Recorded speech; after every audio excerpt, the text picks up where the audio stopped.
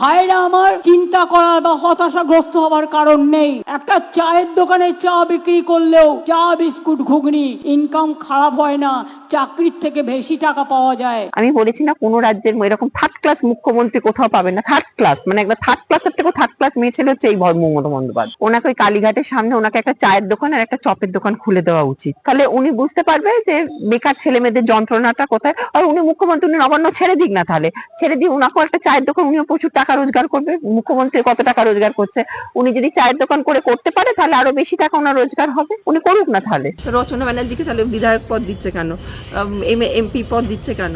ওদের কত চপের দোকান খুলে দিতে পারে, আরো ভালো চলবে। তাহলে ওগুলো ছেলেরা আসবে, গরম গরম চপ খেয়ে যাবে। আমরা 10 লক্ষ ছেলে মেয়েদের পলিটেকনিকের ট্রেনিং দিয়ে আমরা কিন্তু তাদের চাকরি করে দিয়েছি।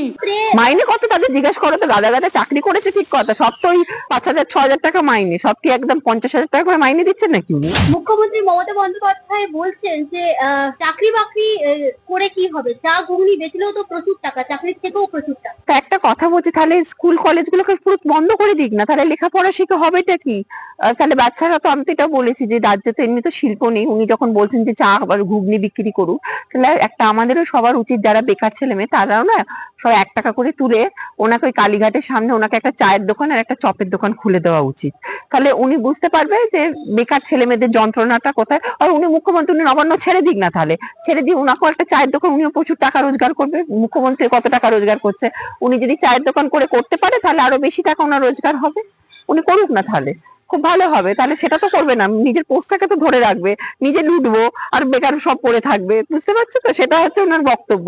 আর চা চা ঘুগনি যারা এত পড়াশোনা করছে, আন্ডার গ্রাজুয়েট পোস্ট গ্রাজুয়েট করে, তারা বসে বসে চপ ঘুগনি বিক্রি করার জন্য মানে বাতেলা গল্প দেওয়ার আর উনি জায়গা পান না, মানে যাকে বলে একেবারে মানে।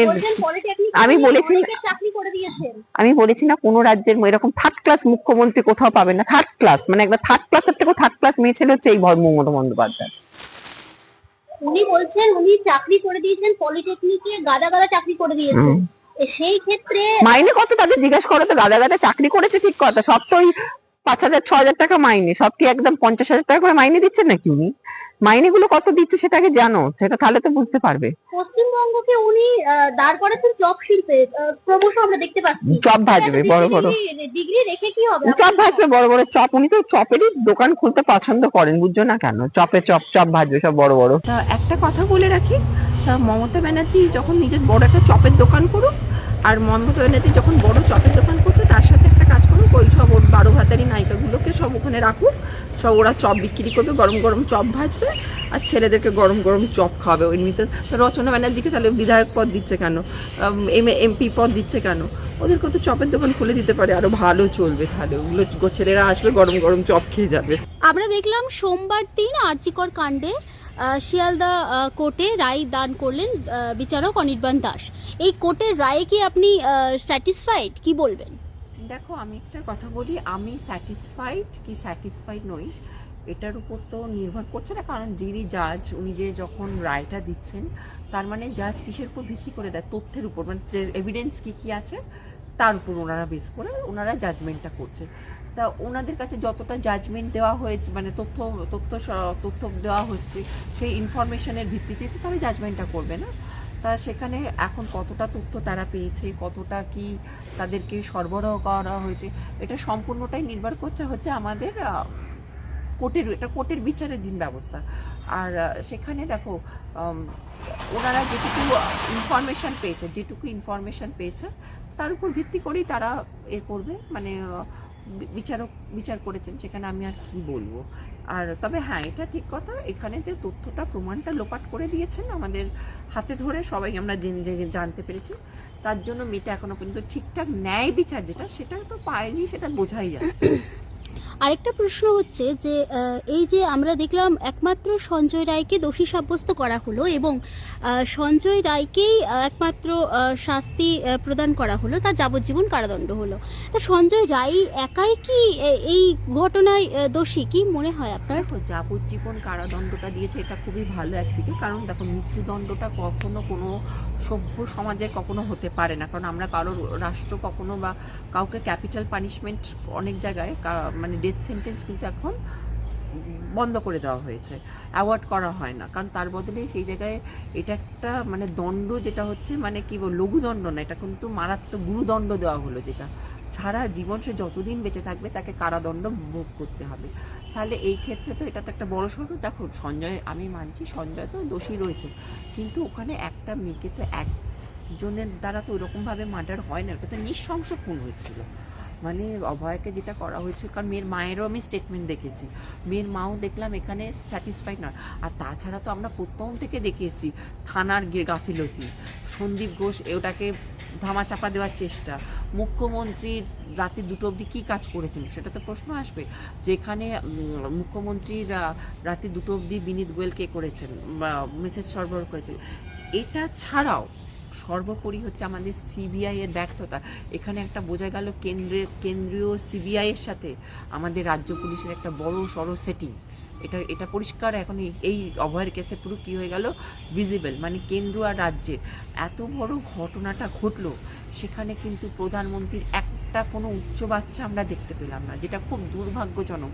যে আজকে আমাদের দেশে, আমরা যে দেশে বাস করি, সেই দেশের প্রধানমন্ত্রী যে কিনা একটা কোনো উত্তর এই ব্যাপারে কোনো একটা শব্দ পর্যন্ত উনি কিছু বললেন না, কোনো শুধু তাই না, মুখ্যমন্ত্রীও দেখলাম মানে কি বলে পুরো এই জিনিসটাকে ধামা চাপা দেওয়া সক্রিয়ভাবে ভূমিকা করলো। প্রধানমন্ত্রীর সাথে মুখ্যমন্ত্রী একটা বড় সড়ো সেটিং, এটা এখন এবার পরিষ্কার বোঝা যাচ্ছে, যেটা হচ্ছে আমাদের মানে যেমন রাজ্য তেমন কেন্দ্র, মানে যেটা আমরা কোনোদিন ভাবতে পারিনি, এটা পরিষ্কার এখন ক্লিয়ার। রাজ্যের মুখ্যমন্ত্রী তো এই কেসটাকে সুপ্রিম কোর্টে আবেদন করছেন যে যাতে সঞ্জয় রায়ের ফাঁসি বিচার হয়, বিচারে ফাঁসি হয়। কারণ আছে, তার কারণ হচ্ছে ওরা চাইছে সঞ্জয়কে তাড়াতাড়ি করে, ওরা যত তাড়াতাড়ি সঞ্জয় বেঁচে থাকবে ততদিন হচ্ছে ওনার প্রবলেম, কারণ সঞ্জয় যদি বেরিয়ে যায় সব তথ্য বেরিয়ে যাবে, বুঝেছো তো?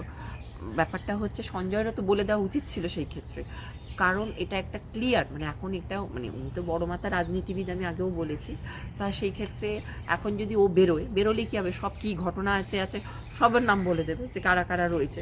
আর এই জিনিসটা তো তাহলে এটা তো পরিষ্কার যে তাহলে কোথাও কি রাজ্য ভয় পাচ্ছে সঞ্জয় রায়কে? অবশ্যই সেখানে তো ভয় তো থাকছে। আবার দেখো এখানে 2টো জিনিস হতে পারে, তুমি হয় শুনবে 1-1.5 বছর পরে হয় ওই সঞ্জয় সুইসাইড করেছে, নাহলে জেলেতে কি হয়েছে ও অসুখ হয়ে মরে গেছে, আর না হলেও বেরিয়ে গিয়ে দেখবে ও হয়তো কোনো বিধায়ক পাওয়া হয়েছে।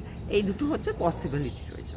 তার মানে সঞ্জয় রায়ও বিধায়কের পদে যেতে পারে, এটা আপনি বলছেন? এটা হতে পারে, কারণ এই রাজ্যে তো সেটা আমাদের, আমি বলেছি না, দেখো এটা হচ্ছে চলছে ঘোর কলিযুগ, তাই তো?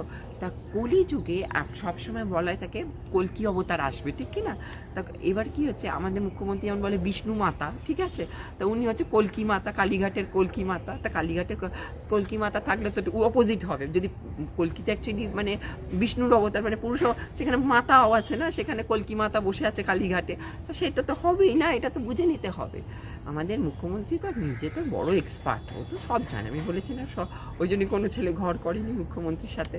আর প্রধানমন্ত্রীরও তো সেরকম, দেখো যেমন মুখ্যমন্ত্রী তেমন হচ্ছে প্রধানমন্ত্রী। মুখ্যমন্ত্রী কি হয়েছে, ওর সাথে ওটার তো সাথে কোনো ছেলে ঘর করেনি, এটা বাদ দাও। আর সেকেন্ড হচ্ছে প্রধানমন্ত্রী, ওটা আরেক জিনিস, ওটা কি হলো, ওটা বিয়ে করেছে, বিয়ে করার পর কি হচ্ছে, সেই রাতেই বউকে ছেড়ে পালিয়ে গেল। তার মানে কি দায়িত্ব নেব না? যে লোক একটা রাতে বউয়ের দায়িত্ব নিতে পারে না, তোমার কি মনে হয় সে দেশের দায়িত্ব ঠিক করে নেবে? সেটার প্রমাণ তো এই অভয়ের কিছুই পাওয়া গেল। নাহলে এখানে আর এরা শুধু ও কেন্দ্রকে লুটছে, এই রাজ্যকে লুটছে। সাধারণ মানুষের কি যাচ্ছে, জীবন যেমন তারা হচ্ছে সেরকমই পড়ে থাকছে। আজকে আমাদের রাজ্যে একটা যারা পাশ করে বসে আছে, লেখাপড়া করেছে, তাদের কোনো চাকরি নেই, কোনো শিল্প নেই, কোথাও তারা আজকে তারা ফ্রাস্ট্রেশনে ভুগছে প্রত্যেকে। আজকে শুধু কি উন্নয়ন, কি রাজ্য বলো কি কেন্দ্র বলো, কোনো কারোর একটা ভালো জব আছে? জিডিপি তুমি দেখো, আমাদের টোটাল যদি জিডিপিটা দেখো, পুরো একদম মানে ল্যাডার ফল যাকে বলে পুরো। তাহলে এখানে কি আমরা শুধু চপ ঘুগনি বানাবো আর কাপাস ফুল ভরবো বসে বসে ওখানে, কি বলবো, মানে বালিশ ফুলিয়ে ওখানে বসে বসে কাপাস ফুল ভরবো সবাই? তো এখানে প্রধানমন্ত্রীর সাথে মুখ্যমন্ত্রীর পুরোপুরি সেটিং আছে। আর এই অভয়া কেসটা, ও যাতে অভয়া বিচার পেলেই এরা দুজন ফাঁস হয়ে যাবে। আমি বলেছি না, যদি অভয় যদি সত্যি ন্যায় বিচার পায়, তাহলে এদের নামগুলো আগে উঠে আসবে।